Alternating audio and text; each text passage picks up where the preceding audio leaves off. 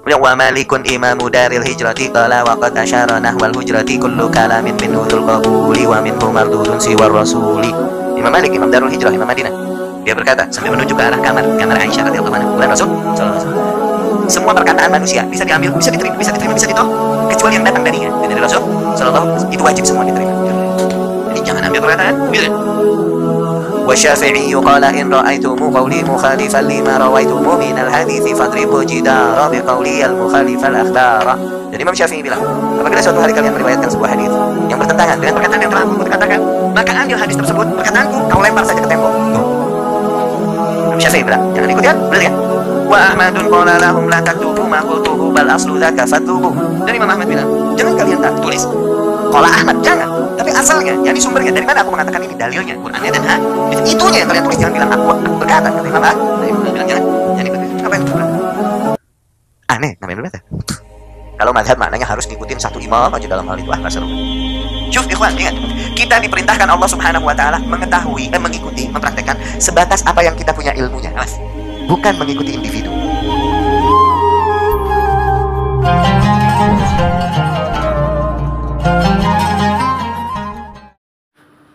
Assalamualaikum warahmatullahi wabarakatuh. Alhamdulillah, wassalatu wassalamu ala rasulillah wa ala alihi wa sahbihi wa mawala, amma ba'du. Sahabat-sahabat Aswaja, seluruh nadin, subscriber dan penonton semuanya tanpa terkecuali, baik yang pro ataupun yang kontra terhadap saya ataupun terhadap ustadz yang akan saya komentari ini. Sudah tidak aneh dan tidak asing lagi bagi kita, kelompok yang anti mazhab itu selalu membawakan narasi menggiring opini bahwa perkataan manusia selain Nabi Shallallahu Alaihi Wasallam itu perkataannya bisa ditolak, perkataannya bisa diterima, perkataannya bisa diambil, perkataannya bisa dibuang, kecuali Nabi Muhammad Shallallahu Alaihi Wasallam. Bahkan ada dari kelompok mereka, Ustadz Abdul Hakim Abdad kalau tidak keliru saya itu, beliau pernah menjelaskan bahwa jika bermadhab hanya dibatasi dengan 4 madhahibul arba'ah ini, maka ini merupakan kemunduran dalam Islam. Untuk memperkuat hujah mereka itu biasanya membawakan pendapat qaul dari imam-imam madhab, baik Imam Hanafi, Imam Malik, Imam Syafi'i ataupun Imam Ahmad bin Hanbal.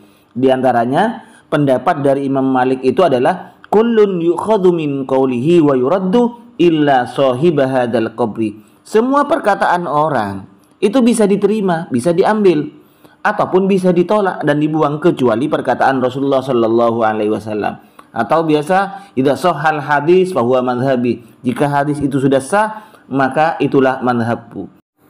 Dan juga yang mereka sering bawakan adalah pendapat perkataan Imam Syafi'i yang dinisbatkan terhadap Imam Syafi'i, jika kalian menemukan pendapatku bertentangan dengan hadis Rasulullah, maka ambil hadis itu dan buang pendapatku ke tembok. Biasanya ini yang selalu dipakai menggiring opini terhadap jamaahnya bahwa seakan-akan itu mutlak seperti itu.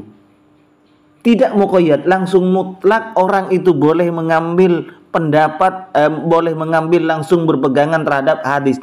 Maka jargon mereka adalah kembali terhadap Al-Quran, kembali terhadap hadis sahih. Sehingga kita sering mendengar dari mereka, kita ikut ulama apa ikut dalil, kita ikut ulama apa ikut hadis. Contoh ya, dalam masalah maulid Nabi Shallallahu Alaihi Wasallam, banyak ulama, diantaranya adalah Ibnu Hajar Al-Haytami, yang memperbolehkan maulid Nabi dalam fatwa beliau itu. Nah, orang-orang Wahabi biasanya menggiring jamaahnya itu dengan pendapat, pernahkah Rasulullah itu mengerjakan maulid? Pernahkah para sahabat mengerjakan maulid? Tidak. Nah, kalau begitu kita ikut ulama, ikut Ibnu Hajar Al-Haytami, apa ikut dalil, ikut Rasulullah, ikut sahabat. Itu selalu yang dicekokkan terhadap jamaahnya oleh ustadz-ustadz Wahabi ini dengan alasan semua pendapat ulama itu bisa ditolak, bisa diterima bila sesuai dengan hadis Rasulullah Sallallahu Alaihi Wasallam dan pekerjaan para sahabat. Itu selalu alasan mereka. Dan mereka tidak pernah mengungkapkan apa sebenarnya penjelasan dari ulama tentang qaul a'immatul madhab itu. Dari pendapat-pendapat imam madhab itu apa sebenarnya maksudnya. Jadi seakan-akan mereka itu sudah ambil mentahnya disampaikan terhadap jamaahnya. Ini loh yang paling benar. Padahal kalau kita konvert penjelasan Ibnu Hajar Al-Haytami tentang maulid atau tentang lain-lain sebagainya dengan pemahaman mereka, coba konvert. Siapa kira-kira yang lebih kredibel ini dibandingkan Ibnu Hajar Al-Haytami dengan mereka itu? Katanya kurang seru lah kalau hanya berpegangan pada satu madhab.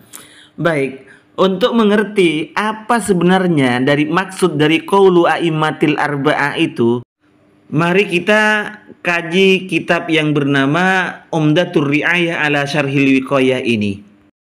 Ini ketika menjelaskan tentang perkataan qaul imam madhab. Apabila hadis itu sudah sahih dan berbeda dengan pendapatku, maka amalkan hadis itu.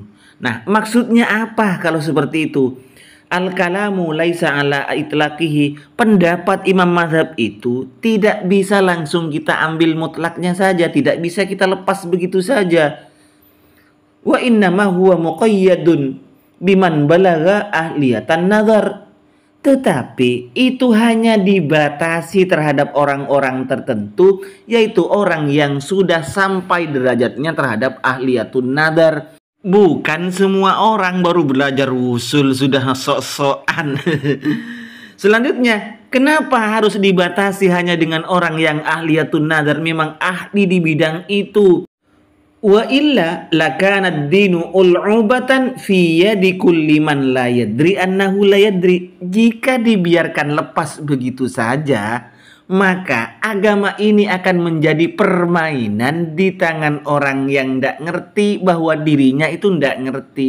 Kalau bahasa kita adalah di tangan orang yang sok tahu padahal dirinya goblok.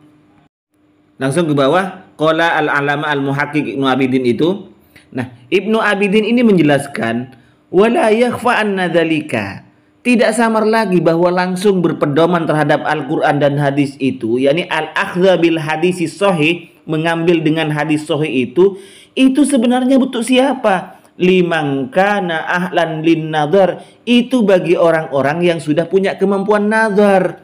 Bagi orang yang punya kemampuan untuk menimbang, memperhatikan fin nusus dalam nas-nas baik Al-Quran ataupun hadis, dan juga punya kemampuan untuk mengetahui mana kalimat atau mana nas-nas yang muhkam, mana nas yang sudah mansuh.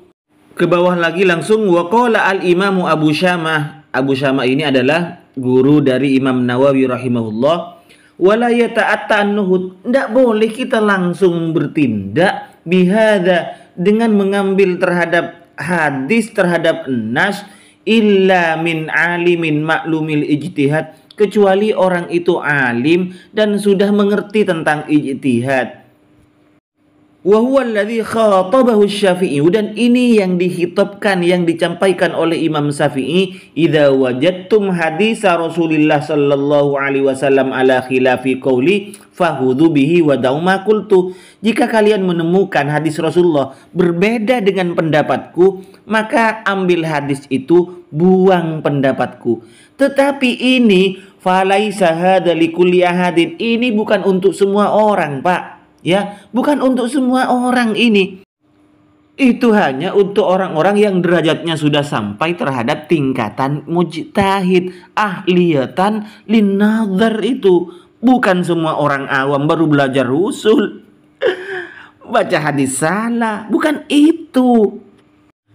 Nah, contoh lagi adalah dalam masalah kunut. Mereka itu ya bid'ah. Jangan ikuti Imam Syafi'i, itu tidak ada dalilnya. Ada dalilnya tapi dhaif. Kayaknya Anda lebih ngerti dari Imam Syafi'i.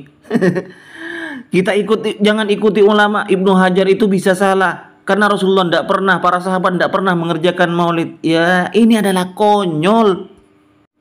Dalam masalah maulid, kalau saya disuruh memilih, pilih mana antara Ustadz Wahabi, Ibnu Hajar, Abu Syamah, tentunya saya lebih memilih Ibnu Hajar Al-Haytami dan Abu Syamah. yang memperbolehkan maulid daripada ustadz-ustadz Wahabi yang melarang maulid.